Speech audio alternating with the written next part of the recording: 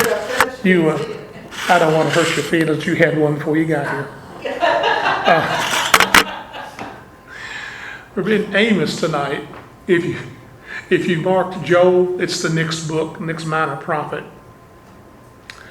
Before Amos began to prophesy, he had just been one of the shepherds in a little town just hill country about 10 miles south of Jerusalem, Tekoa.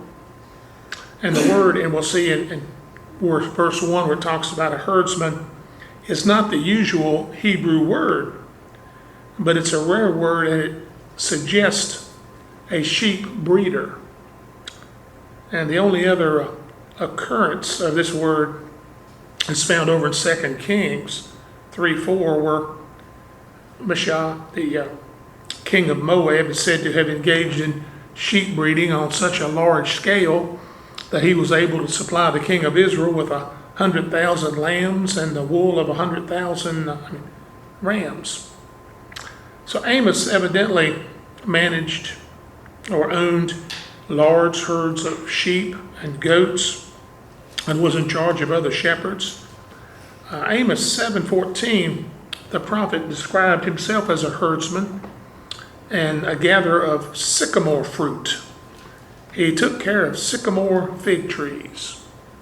We'll see that too. The word herdsman here occurs only here in the Old Testament and describes a herdsman or a cattleman.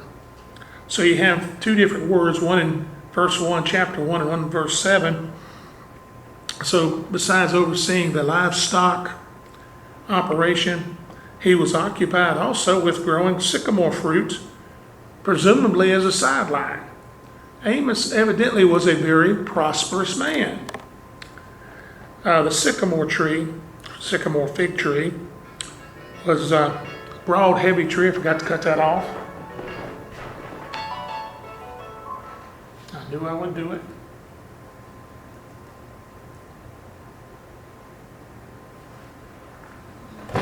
Never fails, does it? It's my fault. Okay. That sycamore fig tree is a broad, heavy tree. It grows from 25 to 50 feet tall. It produced a fig-like fruit 3 or 4 different times during the year. The sycamore did not grow in the heights of the area where he lived, but only in the warmer lowlands of the Jordan Valley and maybe the fertile oasis of the Dead Sea. So both of these places were near enough to Tekoa for Amos to supervise the taking care of the trees. And it's also a technical term used here for the splitting or scratching of the bark that would form fruit from the fruit, and so it would run juice and allow the rest of the fig to ripen into sweeter, more edible fruit. So these three terms together indicate that Amos, while we don't know a lot about him, we're told a great deal. He was a breeder, a rancher, and a farmer. So he was probably a very respected and probably a wealthy man in his community. He lived during the time of material prosperity, just like most people in America do today. It's people's talking about, everything's terrible. We still are, materially prosperous. The long reigns of Uriah in Judah and Jeroboam II in Israel had brought stability to the region, prosperity, and they had expanded those two kingdoms. Remember, this time of the divided kingdom, the northern kingdom of Israel, the southern kingdom of Judah. The southern kingdom had subdued the Philistines in the west, the Amorites in the east, and the Arab states in the south. Uriah's political influence was felt as far as Egypt. If you read over in 2 Chronicles chapter 26, talks about that. The northern kingdom, and that's who Amos is going to prophesy to, was at the height of its power. Aram had not yet recovered from her defeat in 802 at the hands of the Assyrians under Adad-Nasser. Assyria had been unable to press her advance any farther. There was a succession of inept rulers and tribesmen from the north, and they kept the Assyrians preoccupied, so they couldn't do anything. So, given a free hand, Jeroboam II was able to extend the borders northward into Armenian territory and reclaim Israel's lands in the Transjordan. And because of his control, this gave Israel the trade routes, gave them control of them, and that was why the wealth began to accumulate so well. Commerce thrived, the upper class emerged, and expensive new homes were built. Sounds like today, doesn't it? The rich enjoyed an indulgent lifestyle, but the poor became targets for legal and economical exploitation. Slavery for debt was something that was accepted. Standards of morality sunk to a very low level. But something interesting happened. Religion flourished. Religion. Not faith, not belief, religion. People would just flock to the shrines at the yearly festivals, and they were just enthusiastic to offer their sacrifices to those things. They steadfastly maintained that their God was with them and considered themselves absolutely immune to any type of disaster. So for a period of probably no more than a year, Amos gave his prophecy to the northern kingdom. His ministry was 2 years before a notable earthquake. Zechariah 14:5 talks about that earthquake. Josephus also connects that earthquake with the events of 2 Chronicles chapter 26. And there have been excavations done by archaeologists in that region, and they've uncovered evidence of a violent earthquake in Israel about 760 BC. Once again, archaeology proves the word of the Bible. So Amos was a man from Judah. He was called to prophesy in Israel, and this was probably about 762 BC. The earthquake was about 760, so it's a 2-year span there. And the message that God gave Amos to deliver to that northern kingdom was primarily one of judgment. But like almost all of God's prophets, it ended with hope, with a chance of blessing. So the Lord God Almighty, the sovereign ruler of the universe, would come as a warrior to judge the nations that had rebelled against his authority. Israel, that northern kingdom in particular, would be punished for her covenant violations against him. Though the nation would be destroyed, God will preserve a remnant among his people. There's always been a believing remnant. And one day this remnant will be restored to political prominence and covenant blessing. And then through them, God will draw all nations to his name. Now, with that said, to give you an idea of the time and the place, the situation, chapter 1, verse 1. The words of Amos, who was among the herdsmen of Tekoa, which he saw concerning Israel in the days of Uzziah, king of Judah, and in the days of Jeroboam, the son of Joash, king of Israel, 2 years before the earthquake. Here again, mentioning that earthquake that we spoke of. The name Amos means burden. What a name for a prophet. It's the key word of this prophetic book, a burden. These are the words of Amos, who was among the herdsmen. As I said, a town directly south of Jerusalem, about 10 miles or so. These sayings or messages resulted from what he saw, his vision concerning Israel. I'm assuming here that he had visions, not direct verbal acknowledgement from the Lord, but what he saw. So I think visions here, Lord, whether it was dream or maybe like what John saw, I don't know. But God gave him what he needed to see, what he needed to know to go to that northern kingdom. They were delivered to the northern kingdom, Israel, 2 years before the earthquake. And it was during those prosperous times, both for Judah and for Israel. It's in prosperous times when people forget God. When they're in need, when they're hurting, when things are not going right, they remember God. When things are going well, we don't need him. We're doing it on our own. And that was pretty much the idea in those days, like it is in most of the world today. And a reference to this earthquake is found, as I mentioned earlier, in Zechariah 14:5. And ye shall flee to the valley of the mountains, for the valley of the mountains shall reach unto Azal. Yea, ye shall flee, like ye fled from before the earthquake in the days of Uzziah, king of Judah. So the Bible is just confirming what happened. The Bible confirms truth. So Amos and most other prophets stressed three basic points.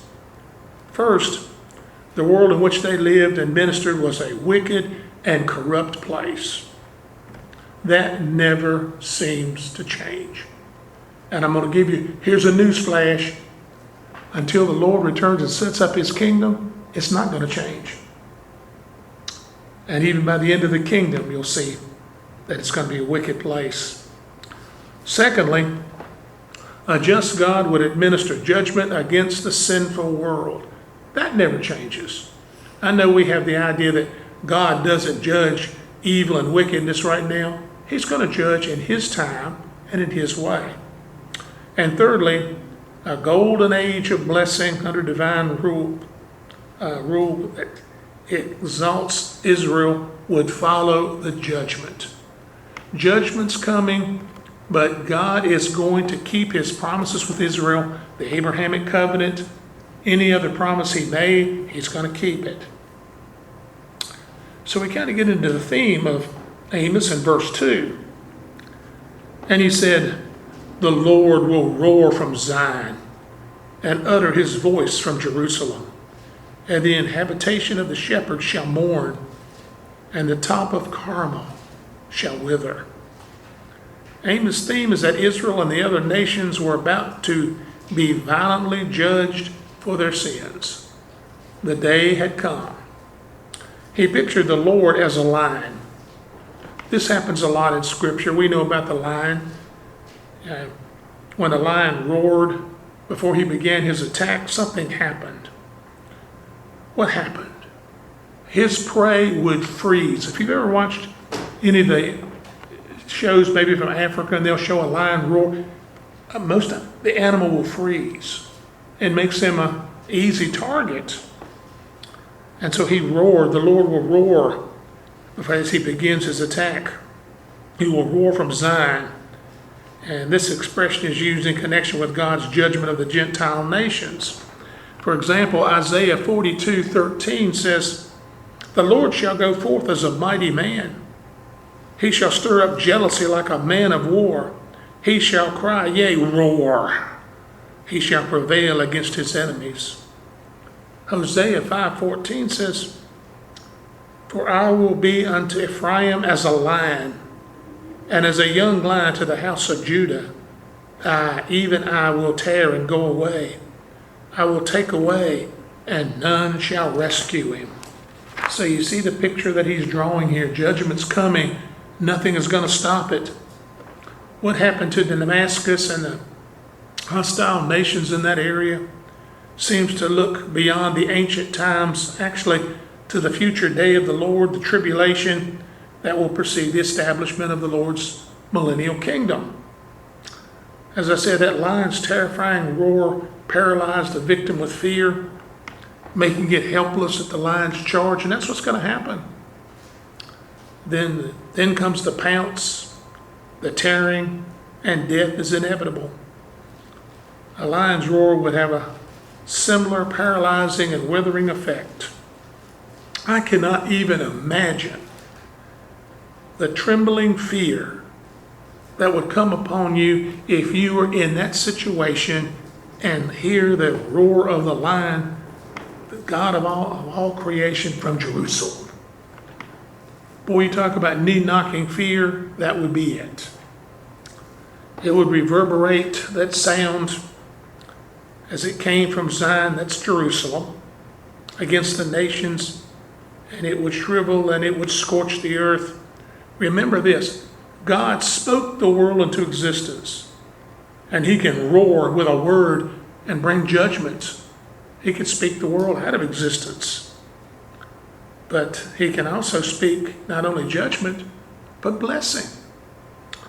To the south, we're told that the pastures near Bethlehem would dry up as that terrifying roar passed through Judah, continued northward to Gaza and to Moab, northward the fertile south and west slopes of Mount Carmel. Some of the choicest farmlands to be found would wither and die as the heat wave of God's wrath moved upon and engulfed Damascus and Ammon.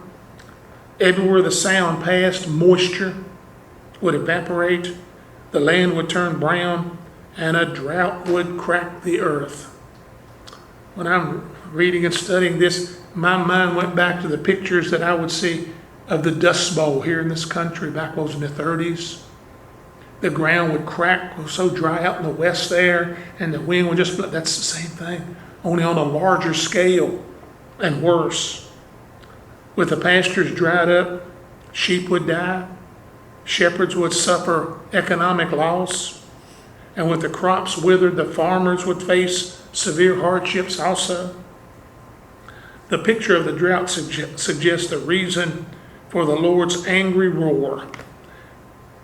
The nations had violated their covenants with God. The covenants with God. A treaty or a covenant between the all-powerful Lord or even an earthly Lord, you may understand that too, and a vessel people was common in the Near East at that time in those societies. Someone would own the land or even a nation, and there would be a vessel state underneath them. There would be the protection of the Lord, a provision, if the vassal would pledge obedience and loyalty to his Lord. Well, it's the same thing with God. He is the all-powerful Lord, and the people are the vassal state. It's his land. The terms of the covenant, spelled out and mutually agreed on, were binding on both parties. God is going to keep his part. It's man who always fails. And failure of the vassal to abide by the terms would cause the curses or punishments written in the treaty to descend upon them. The curse of the drought appears very frequently as punishment for covenant disobedience. Deuteronomy 28, for example, 20 through 24 in the Mosaic covenant says this: "The Lord shall send upon thee cursing, vexation, and rebuke, in all that thou settest thine hand unto for to do, until thou be destroyed, and until thou perish quickly, because of the wickedness of thy doings, whereby thou hast forsaken me. The Lord shall make the pestilence cleave unto thee, until he have consumed thee off the land, whether thou goest to possess it. The Lord shall smite thee with a consummation, and with a fever, and with an inflammation, and with an extreme burning, and with the sword, and with blasting, and with mildew, and they shall pursue thee until thou perish. And thy haven that is over thy head shall be brass, and the earth that is under thy feet iron. The Lord shall make the rain of that land powder and dust. From heaven shall it come down unto thee, until thou be destroyed." There is the covenant, there is the stipulation, there are the punishment explained. So those who heard Amos's words would understand that the sovereign Lord of the universe was about to judge them for their violations of the covenant. The northern tribes of Israel in particular would perceive this charge of covenant rebellion as they heard the Lord's roar originating from Zion. Why would this have an immediate effect on the northern kingdom? because whether they wanted to admit it or not, Jerusalem and the temple was the holy abode of the Lord, and that's where they had revolted from. They had turned their backs on that. They had created their own temple, their own worship system. And with this coming out of Jerusalem, they understand where the judgment is coming from, and they understand their sin. So the Lord's roar was first against 7 nations surrounding Israel, and then against Israel herself. The murmur of approval might have rippled among Amos's hearers as they heard the denunciation of Damascus and Philistia, Israel's historic and bitter enemies. But when the focus shifted to Tyre, a sometimes ally, then in turn to Edom, Ammon, and Moab, blood relatives of Israel, and in the encircling review might have seemed a noose of judgment that was beginning to tighten around the northern kingdom. And I'm sure that's part of the picture that God was painting to them. With the mention finally of Judah, Israel's own brother, the conclusion was inescapable. God's judgment would be impartial. All their thought about being immune to any disaster, any problem, they're looking at what Amos says, and God is impartial. He's judging for violations. It didn't make any difference who you are. God is no respecter of persons. For each nation, the pronunciation of doom follows the same pattern. First, there's a general declaration of irrevocable judgment. There's no word of what you have to do to keep this judgment from coming. It's coming. Secondly, he is going to name the specific violations which caused that judgment to come. And thirdly, a description of God's direct and thorough punishment. He's going to leave nothing out. So first, the judgment against Damascus in verse 3. Thus saith the Lord, for 3 discretions of Damascus, and for 4, I will not turn away the punishment thereof, because they have threshed Gilead with threshing instruments of iron. Get used to this declaration here. This general declaration of irrevocable judgment occurs in the repeated phrase here. For 3 transgressions of Damascus, and for 4, I will not turn away the punishment thereof. Amos used a rhetorical expression called a Hebrew numeric parallelism. Wasn't that a nice one? Not for specific limitation, but to signify that the sin of Damascus was innumerable. For 3 or 4, you know, like remember in school, ... You could do that right there. For 3 or 4, ... There were so many sins, so many violations. Amos employs the attention-getting literal device here 8 times concerning Damascus, Syria, Gaza, Philistia, Tyrus, Phoenicia, Edom, Ammon, Moab, Judah, and Israel. 7 times he speaks of sending a fire upon the lands, indicating fiery destruction from invading armies. All these regions came under the attack by the Assyrians and the Babylonians from the north and the Egyptians from the south. These prophecies were literally fulfilled during the 200 years that followed Amos's prediction. These things are coming, and they'll come again in the end times, by the way. Here Amos cited only the last of the crimes, the one which had finally gone beyond God's patience. I've mentioned many times God is long-suffering, but your sins are like a cup of coffee. You can fill it up to the brim, but once it gets to the brim, it runs over in the saucer. Their sins had run over into that saucer. God could not take any more. As much as he loved them, and he loves everyone, as much as he wanted them to come to him, he could not wait any longer. Now, one commentator argues for a little different translation of the phrase we read just now, for 3 sins or even 4. He said it's a poetic way of expressing the number 7, a clearly number of type which symbolizes completeness.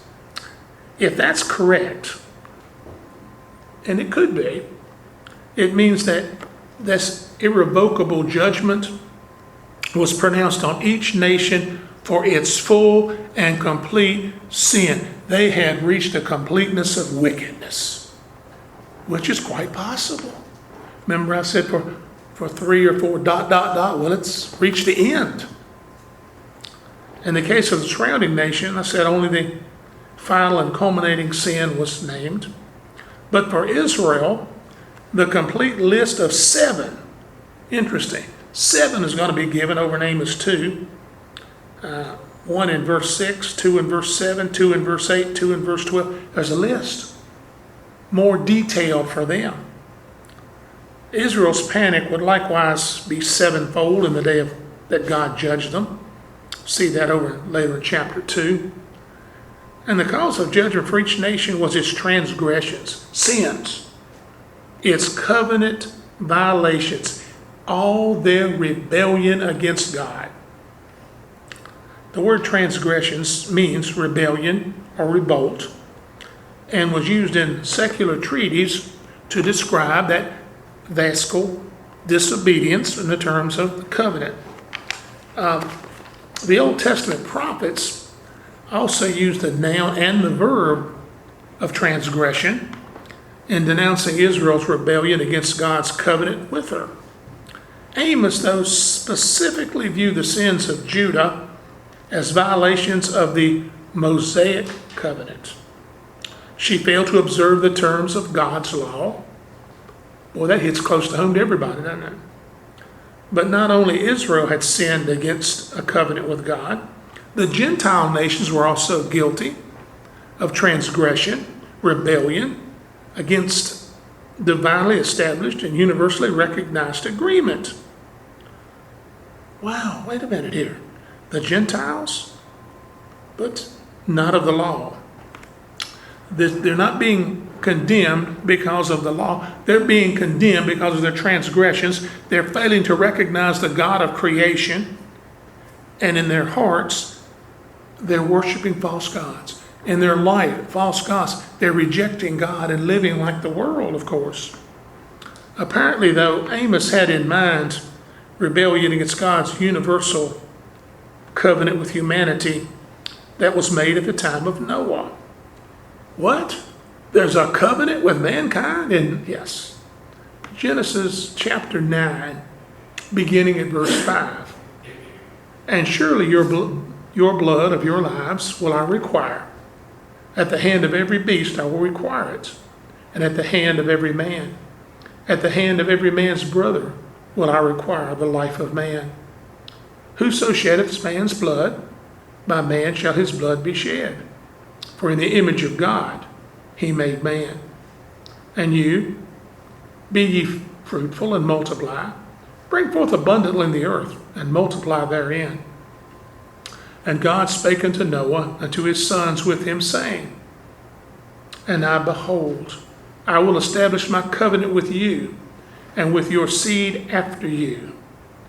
Wait a minute. Israel is not a nation yet. He is talking to the nations, that the nations are going to come from his sons. And with every living creature that is with you, of the fowl and of the cattle and of the beast of the earth with you, from all that go out of the ark to every beast of the earth. And I will establish my covenant with you. Neither shall all flesh be cut off any more by the waters of the flood. Neither shall there be any more a flood to destroy the earth. And God said, This is a token of the covenant which I make between me and you and every living creature that is with you for perpetual generations.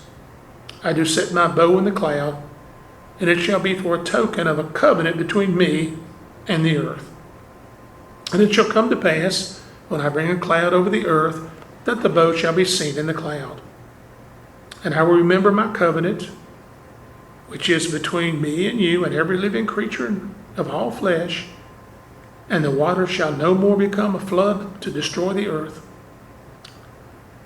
And the bow shall be a cloud, and I will look upon it, and I will remember the everlasting covenant between God and every living creature of all flesh that is upon the earth. And God said unto Noah, this is the token of the covenant which I have established between me and all flesh that is upon the earth. All flesh. So, in exchange for God's promise, that land promise never to destroy the earth with a flood, the vassal people were to refrain from shedding blood because of the disregard for human life is an assault against God who created man in his own image. Over in 9, 5, and 6. What did those nations do? They shed blood. What do we do today? We shed blood. Human life, rather than being destroyed or curtailed, was to multiply and increase, not be murdered. This mutual agreement whereby God would preserve the earth and the people would honor and extend human life was called an everlasting covenant there in Genesis 9:16. This is the covenant Amos charged right here that the Gentile nations had rebelled against. They never even thought about the fact that they had a literal contract with God. And God was living up to his part, but they weren't theirs.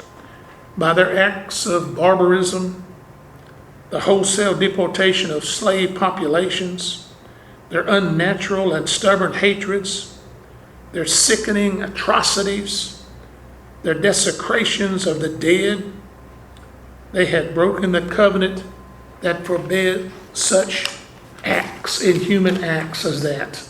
And because of their sin, their sovereign Lord declared, I will not turn away the punishment thereof.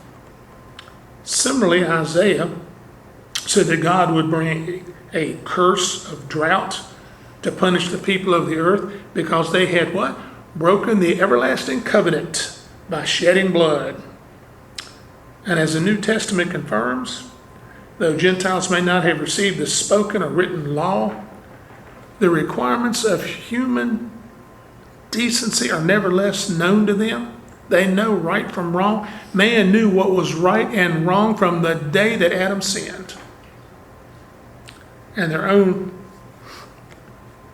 conscience would tell them when they violated God's standards. For when the Gentiles, which have not the law, do by nature the things contained in the law, these, having not the law, are a law unto themselves, which show the work of the law written in their hearts, their conscience also bearing witness, and their thoughts the meanwhile accusing or else excusing one another. Romans 2, 14 and 15. They know what's right and wrong. The world knows it today. So, the culminating sin of Damascus, the capital of Aram, is that she threshed Gilead of the Transjordan Israel with threshing instruments of iron. Threshing, the cutting and separating of the grain from the husks, was done on a threshing floor by pulling a heavy sledge over grain. The sledge was a pair of roughly shaped boards, and it was bent upward in the front, and it was studded with iron prongs or with knives. So reference here could be quite literal, actually, describing a method of torturing prisoners. It also is a figure of harsh and thorough conquest.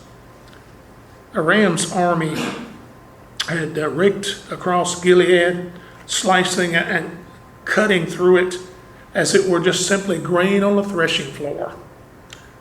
The Israelite territory east of Jordan had suffered greatly during the constant battle with the Armenians, particularly during the times of Hazael and his sons and the successors Ben-Hadad III, and you can find that over in 2 Kings also.